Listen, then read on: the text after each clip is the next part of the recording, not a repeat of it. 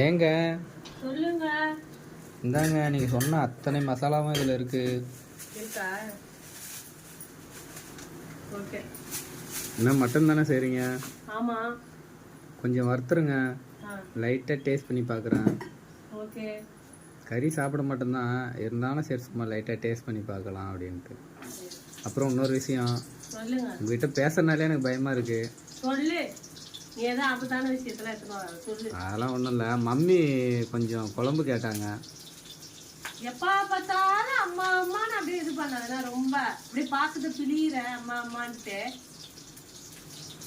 ஆனா அம்மாக்கு கொடு அதை கொடுன்னு சொல்லிட்டு. ஏங்க என்ன காலைல சர்ச்சுக்கு போயிட்டு வந்தீங்கல்ல? ஆமா. கடவுள் என்ன சொல்லியிருக்காரு? என்ன சொல்லியிருக்காரு? ஒரு கன்னத்தில் அரைஞ்சா மறு கன்னத்தையும் காட்டணும் அப்படின்னு சொல்லியிருக்காரு. நீங்கள் சர்ச்சுக்கு போயிட்டு வந்துட்டு ஒருவேளை சாப்பாடு கொடுக்கறதுக்கு இப்படி யோசிக்கிறீங்க, அதுவும் என்னை பெற்றவங்களுக்கு கொடுக்கறதுக்கு இப்படி யோசிக்கிறீங்களே, நியாயமா இது? அப்புறம் எதுக்கு சர்ச்சுக்கு போகிறீங்க?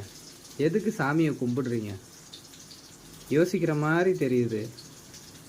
ஆமாங்க, இனிமே அதை பண்ண மாட்டேன்னா சாரி.